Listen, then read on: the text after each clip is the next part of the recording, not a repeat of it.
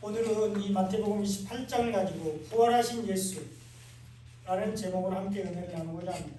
우리가 그동안 마태복음을 살펴봤는데요. 이제 드디어 오늘이 마지막 28장입니다. 28장에 나오는 부활하신 예수님에 대해서 살펴보면서 은혜를 나누고자 합니다. 우리를 구원하시기 위해서 육신의 몸을 입고 이 땅에 오신 예수님은 3년 동안 하나님과 하나님의 나라와 복음을 열심히 가르쳤습니다. 그런데 사람들은 예수님을 배척했습니다. 특히 대제사장들과 장로들과 서기관들이 앞장서서 예수님을 반대하고 핍박했습니다. 그들은 예수님이 가르치시는 복음을 깨닫지 못하고 여전히 율법으로 예수님을 정죄했습니다.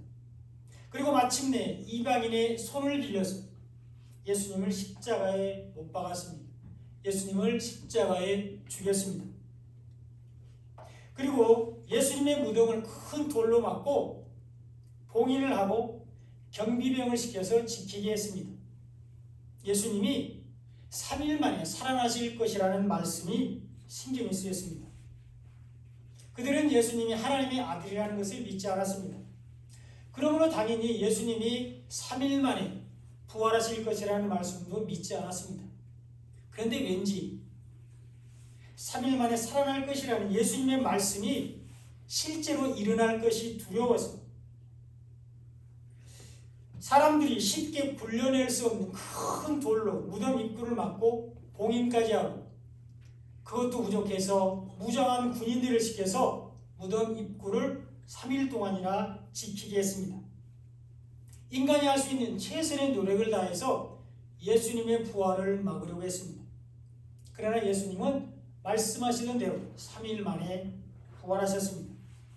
오늘 말씀을 통해서 예수님의 부활의 참된 의미와 또 예수님의 부활이 그럼 나와 무슨 관계가 있는가, 그리고 부활하신 예수님 우리에게 부탁하신 것이 무엇인지 살펴보면서 은혜를 나누고자 합니다. 예수님은 말씀하시던 대로 살아나셨습니다. 예수님은 부활하셨습니다. 오늘 보면 6절에 보면 그가 여기 계시지 않고 그가 말씀하시던 대로 살아나셨느니라. 와서 그가 누우셨던 것을 보라, 이렇게 기록되어 있습니다. 예수님은 무덤에 계시지 않고 말씀하시던 대로 살아나셨다고 기록되어 있습니다. 이것은 예수님의 무덤을 모르고 달려간 여자들에게 하늘에서 내려온 천사가 한 말입니다. 예수님은 말씀하시던 대로 살아나셨습니다. 예수님은 안식일 전날 금요일 날 십자가에 달리셨고 그날 죽으셨습니다. 이것이 첫째 날입니다. 그리고 안식일 날 토요일 날 예수님은 음부에 내려가셔서 사단의 머리를 짓밟고 사망 권세를 취하셨습니다. 이것이 둘째 날입니다. 그리고 안식일 다음 날 주일날 예수님은 말씀하시던 대로 살아나셨습니다. 이것이 셋째 날입니다. 이것이 광야에서 이스라엘 백성들을 가나안으로 인도하신 예수님의 3일 길입니다. 이것이 이 땅에서 우리를 하나님의 나라로 인도하시는 예수님의 3일 길입니다. 예수님은 첫째 날과 둘째 날에 무덤에 계시다가 셋째 날에는 말씀하시던 대로 살아나셨습니다. 그러므로 안식일 후 첫날 주일날 예수님의 무덤은 비어 있었습니다. 예수님은 무덤에 계시지 않고 말씀하시던 대로 살아나셨습니다. 이 예수님은 3년간의 공생애를 통해서 복음을 전하시면서 자신이 십자가에서 죽으시고 부활하실 것을 여러 번 말씀하셨습니다. 첫 번째 예언은 마태복음 16장 21절에 나옵니다.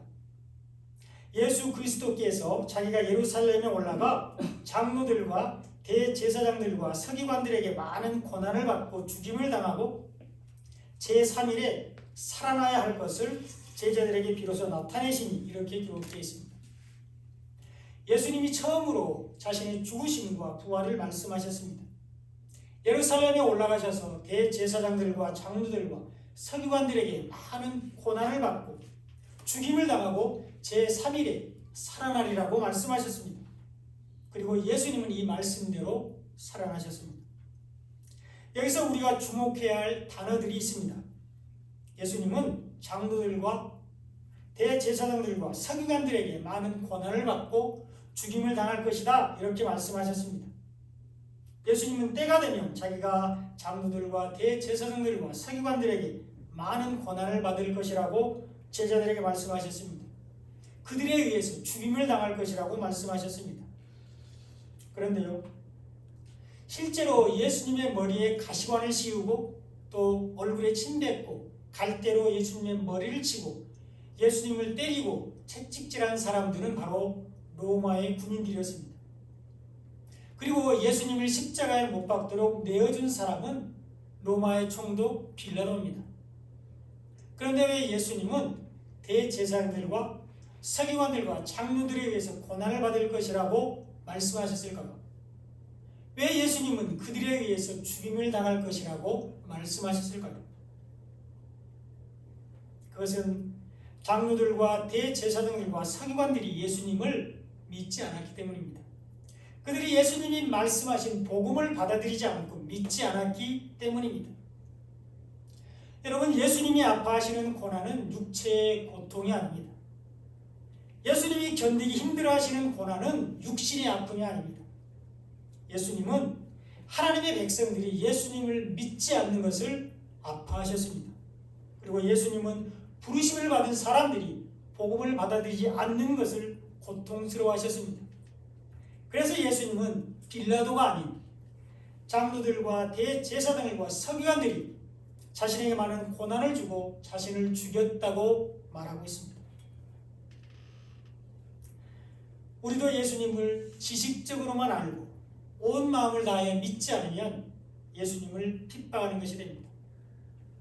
우리도 생명의 말씀인 복음을 온전히 깨닫지 못하고 그 말씀이 내 안에서 생명이 되지 못하면 예수님을 박해하는 것이 됩니다.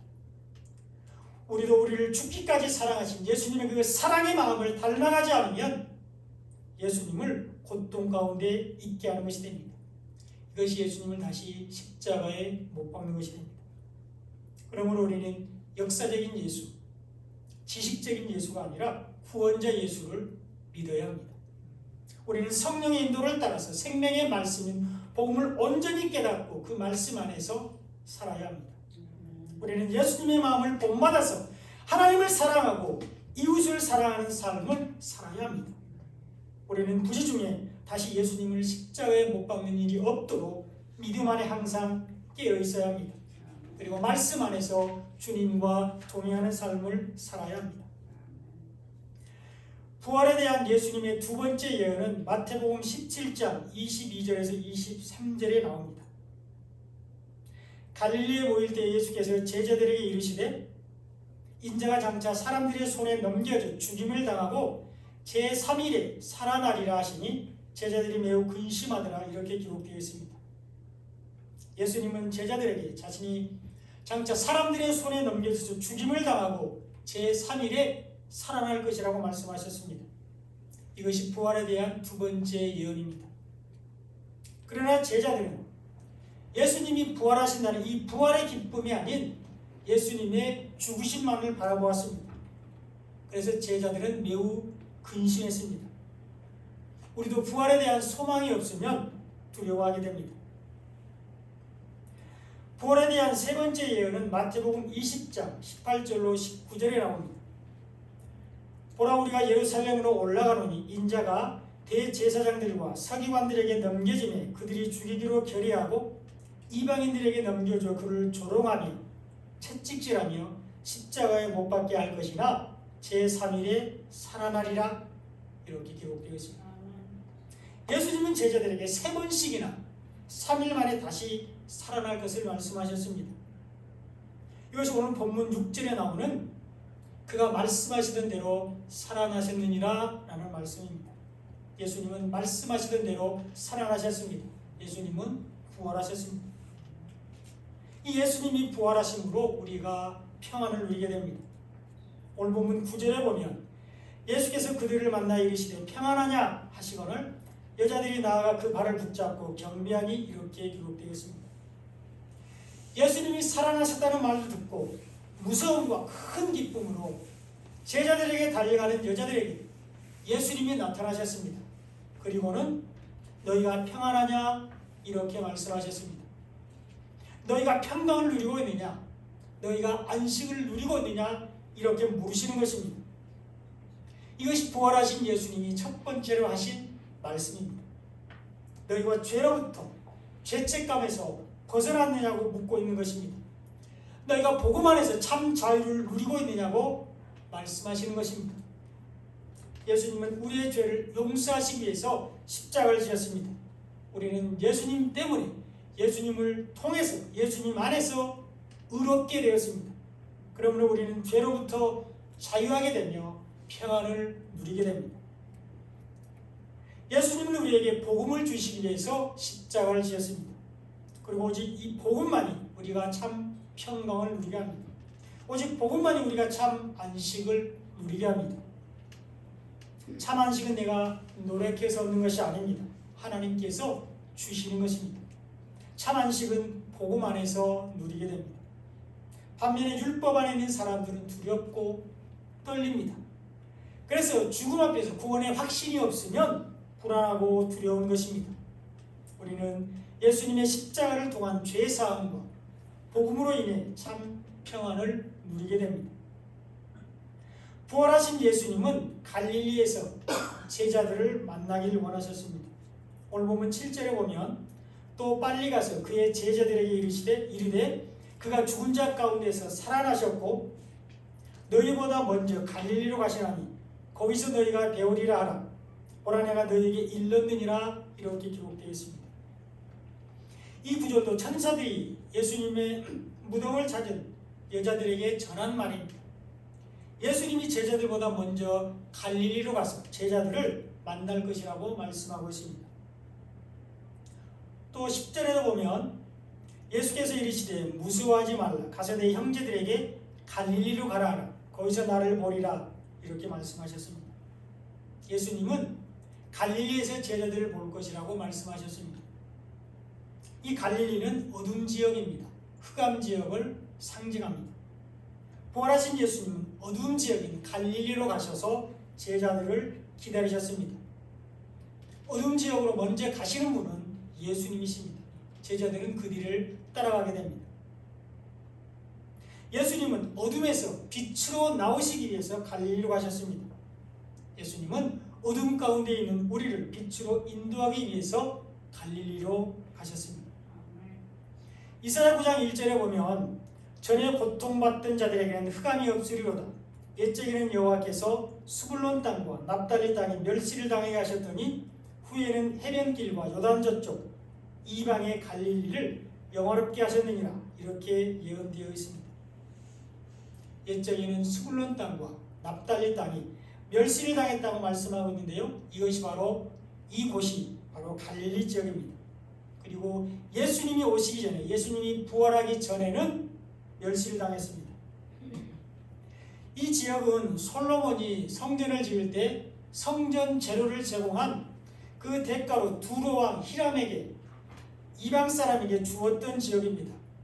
그리고 또 BC 722년에 이스라엘이 멸망할 때 이 아수르가 이스라엘을 멸망시키고 이 지역에 이방의 5 종족들을 이주시켜 살게 했습니다. 그래서 갈릴리 지역은 호남 민족이 되었고 종교적으로 타락한 지역이 되겠습니다. 그래서 이 남유다 사람들은 이 갈릴리 사람들을 무시하고 멸시했습니다. 그러나 후에는 갈릴리를 영원롭게 하셨다 이렇게 말씀하고 있는데요.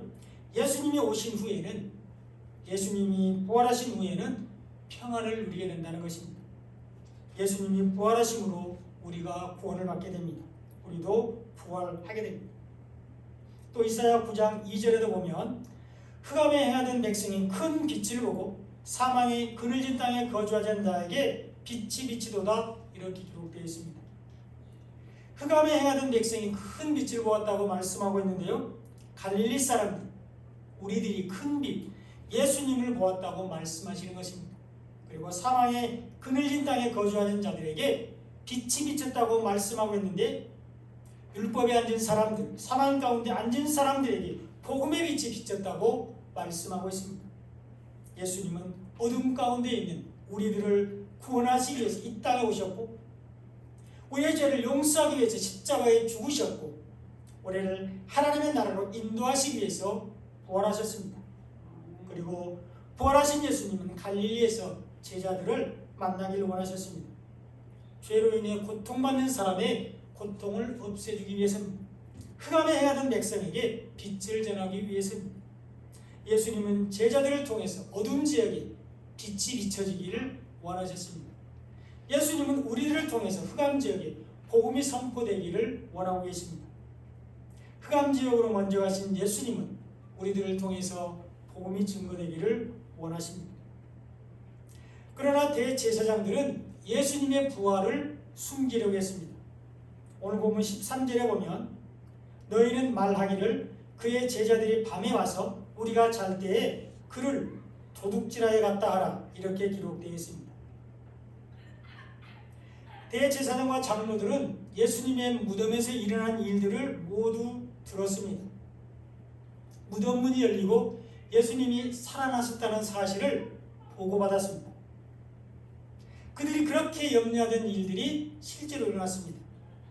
그들이 그렇게 막으려고 했던 일이 실제로 벌어졌습니다.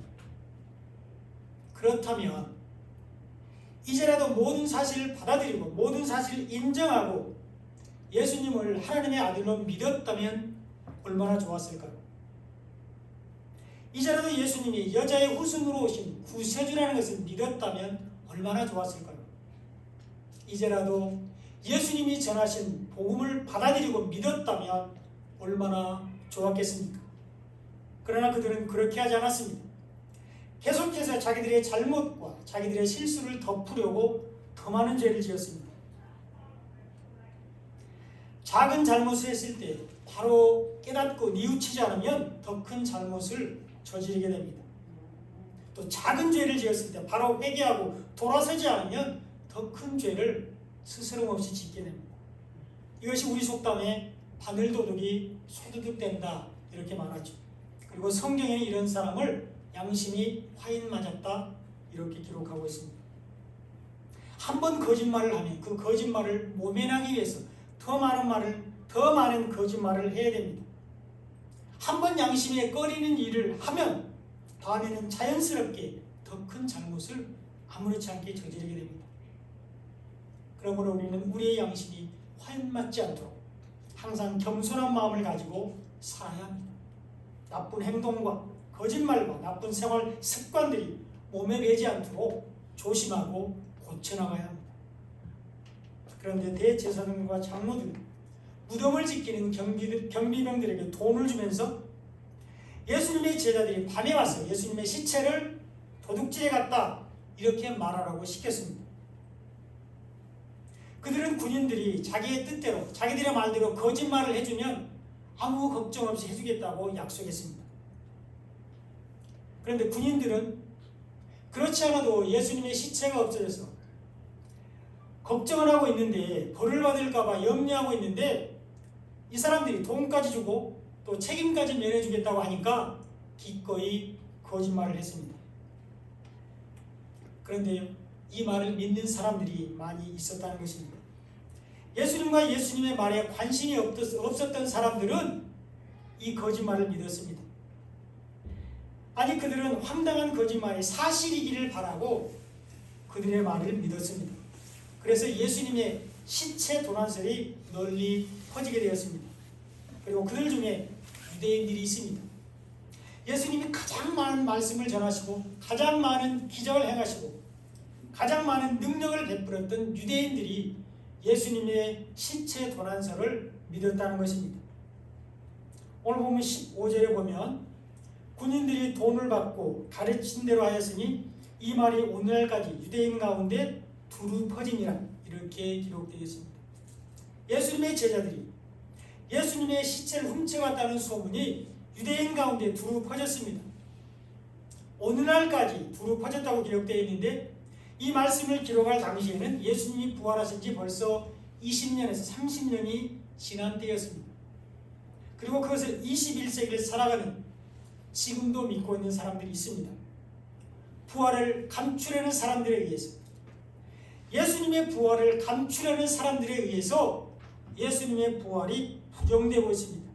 너무나 안타까운 일입니다. 심지어 예수님의 제자들 중에도 이 예수님의 부활을 의심하는 사람들이 있었습니다.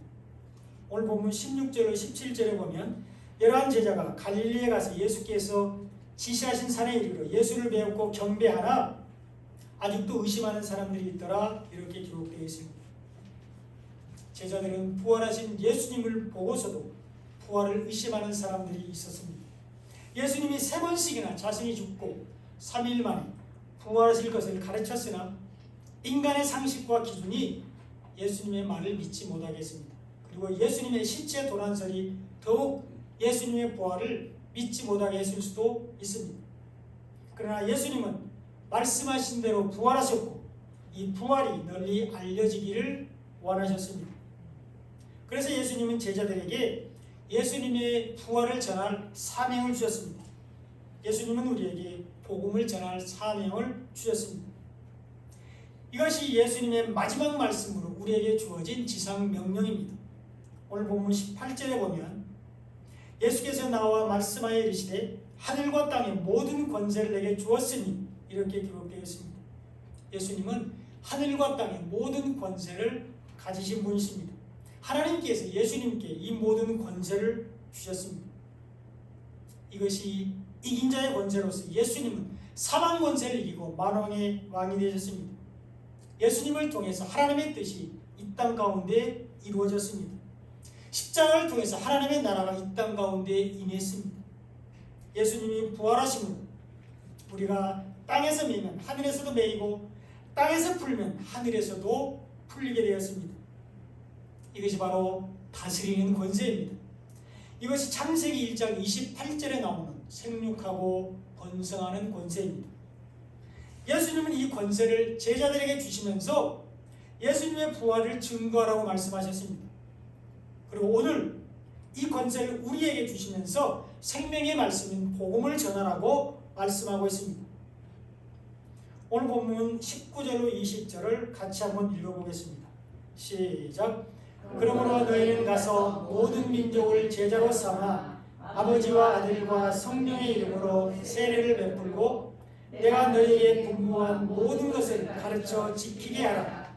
볼지어다 내가 세상 끝날까지 너희와 항상 함께 있으리라 하시니라. 아멘.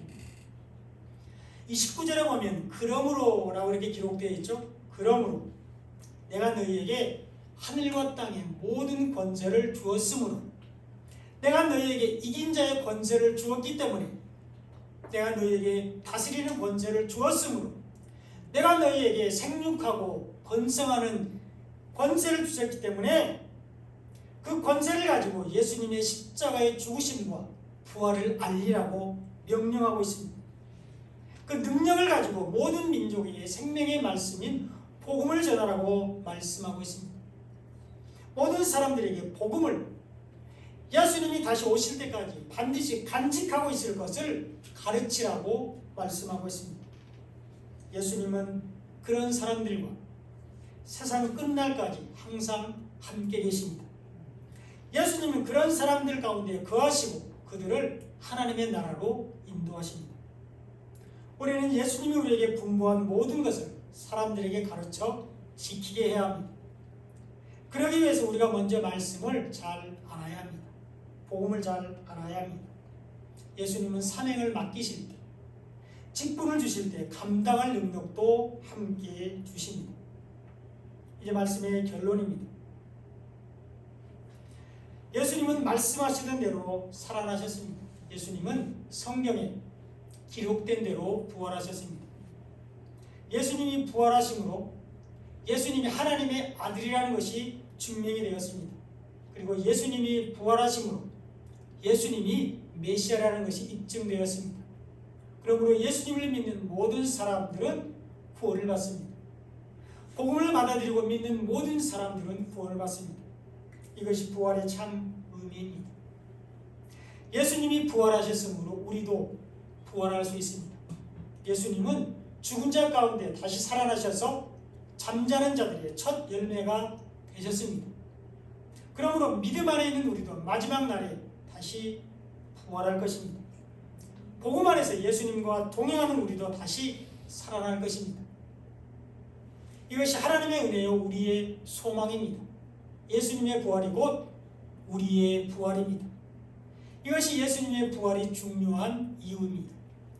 부활하신 예수님은 제자들을 통해서 복음이 땅끝까지 전파되길 원하셨습니다. 다시 사신 예수님은 우리에게 복음 전파의 사명을 주셨습니다. 그리고 이 사명을 잘 감당할 수 있도록 하늘과 땅의 모든 권세를 주셨습니다. 그러므로 우리는 이 권세를 가지고 복음을 전하는 삶을 살아야 합니다. 예수님은 순종하는 사람들과 세상 끝날까지 함께 계십니다. 예수님은 복음을 전하는 사람들 안에 말씀으로 항상 함께 계십니다. 이것이 부활하신 예수님이 우리에게 주신 지상 명령입니다.